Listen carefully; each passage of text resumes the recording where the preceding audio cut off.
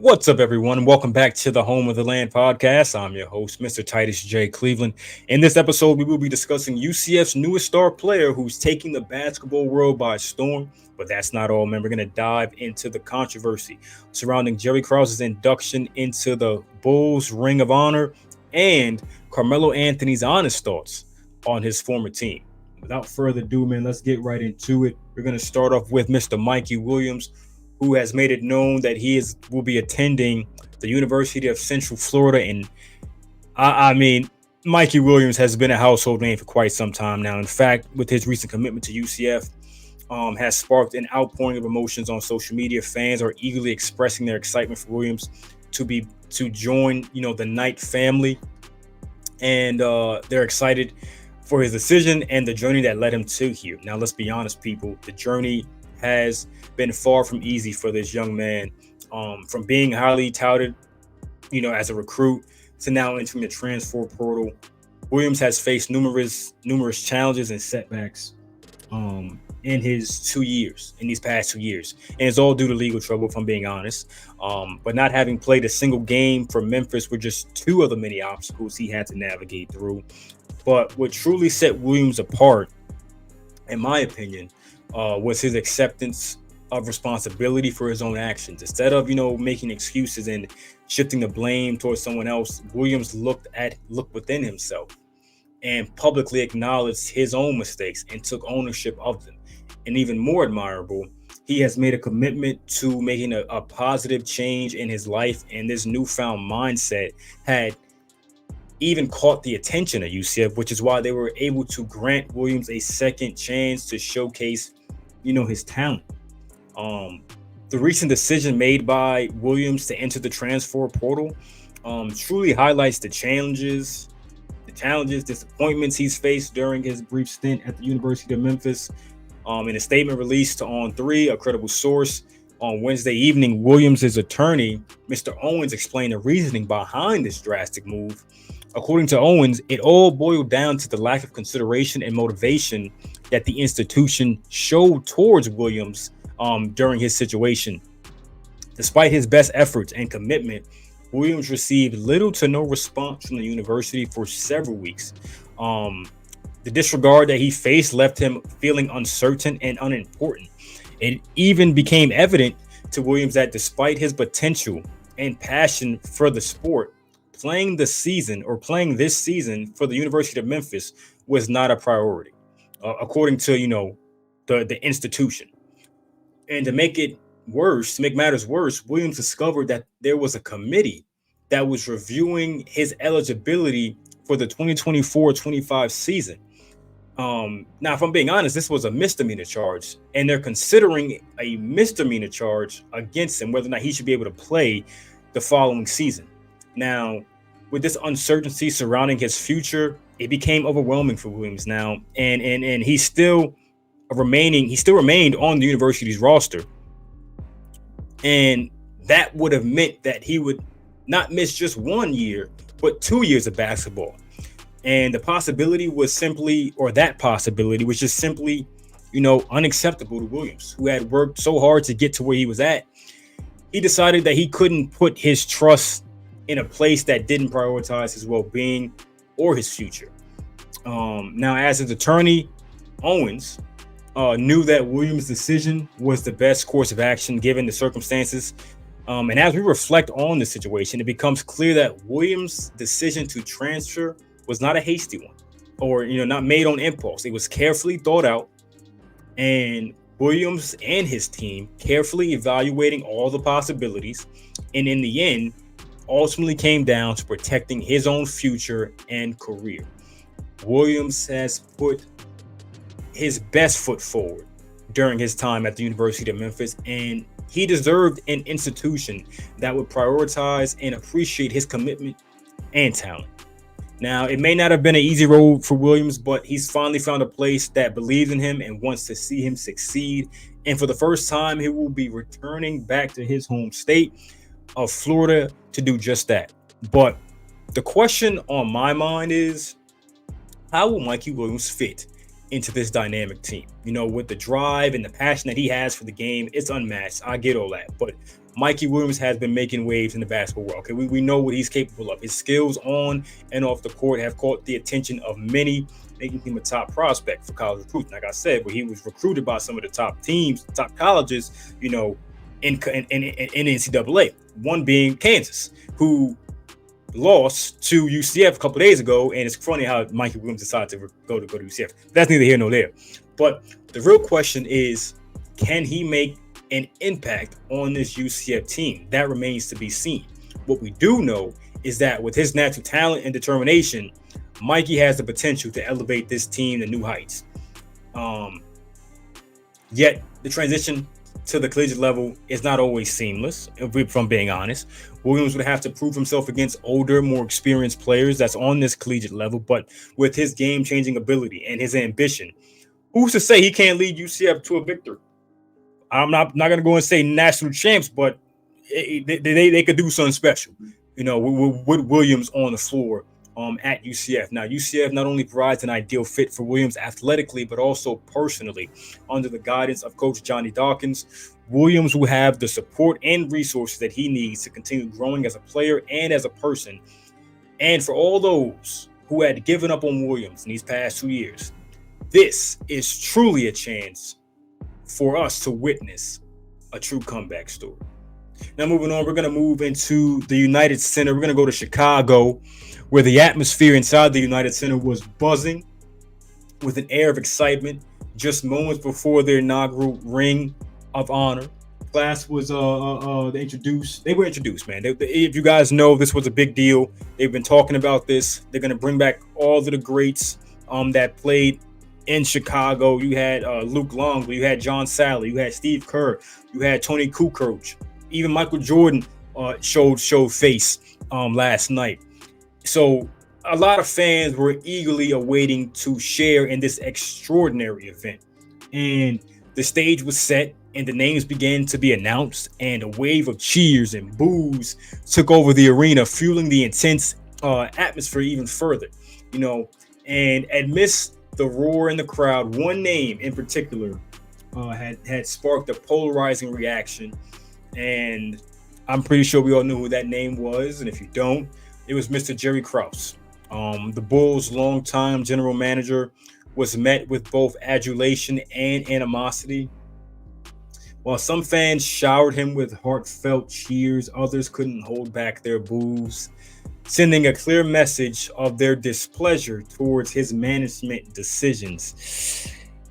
It was tough to watch, people. It was tough, but the reactions didn't stop there, because when Krause's wife, Thelma, took the stage to represent her late husband,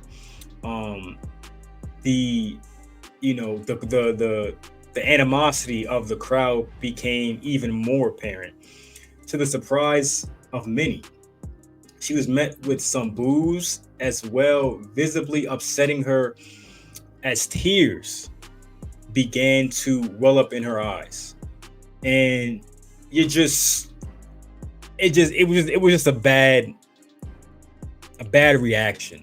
And even former Bulls player turned NBC Sports Chicago analyst Stacey King spoke out against the disrespectful behavior. And what we witnessed today, when Jerry Krause's name was called, and the people that booed Jerry Krause and his widow, who was accepting this honor for him, it was the worst thing I've ever seen in my life.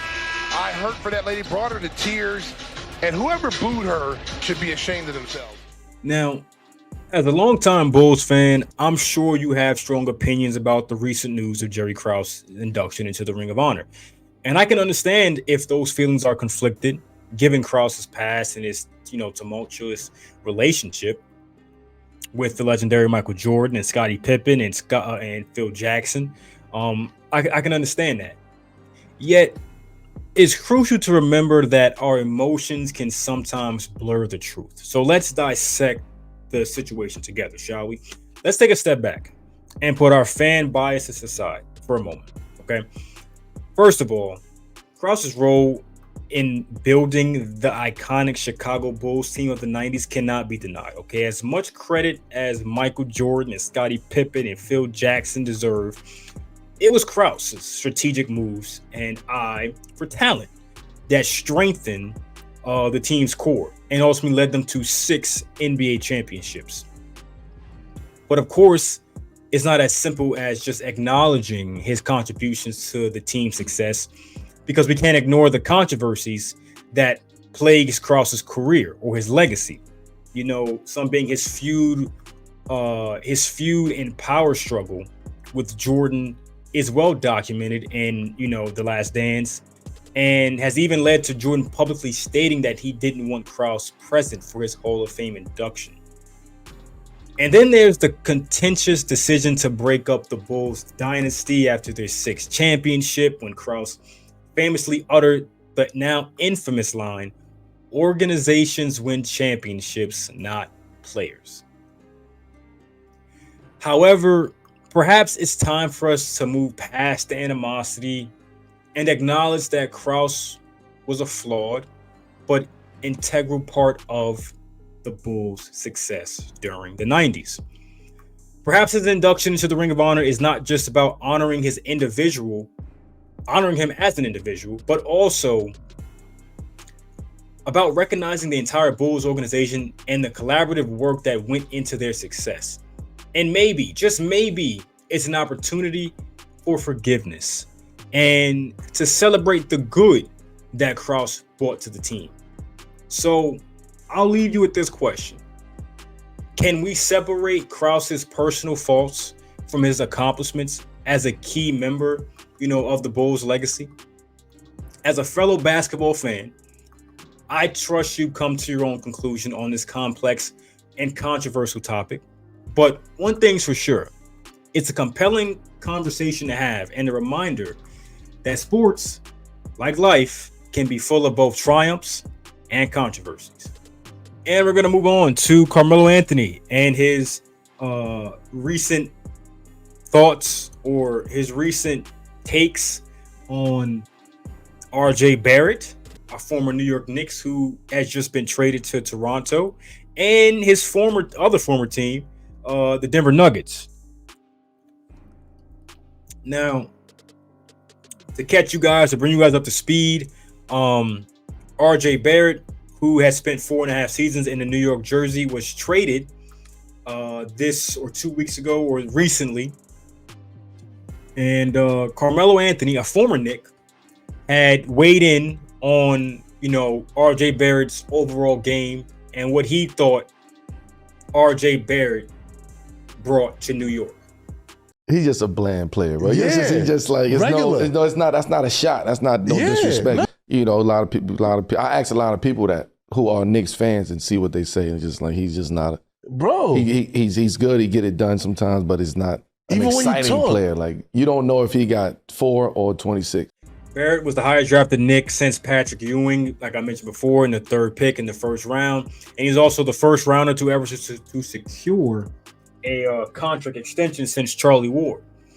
Like I mentioned before, he recently got traded along with one of his best friends, Emmanuel Quickley, to the Toronto Raptors in exchange for OG Anunoby.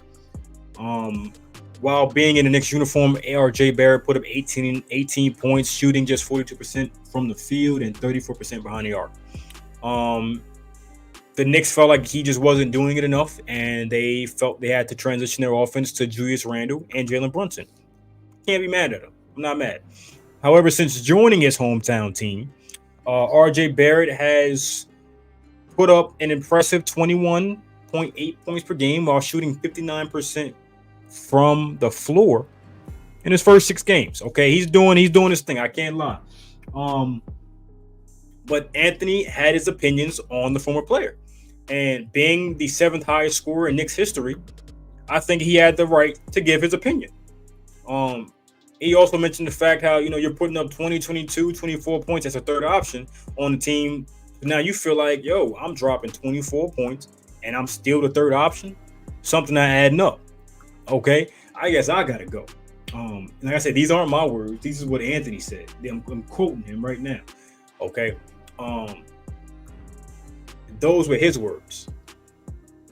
And a lot of people can see this as a harsh critique coming from a former teammate or former NBA player, while others may just view it as a matter of personal opinion. But with Anthony's own success, his own success in New York when he played for the Knicks, he certainly knows a thing or two about playing in the Big Apple and how to navigate through that. Perhaps his words hold more weight in this discussion. No matter what your stance may be, it's clear that Carmelo's statement has sparked the conversation and brought more attention to himself and Barrett's performance on the court, which is all I've been asking for the past 4 years. But I'm glad RJ's doing his thing in his hometown. I hope he has a lot of success in Toronto.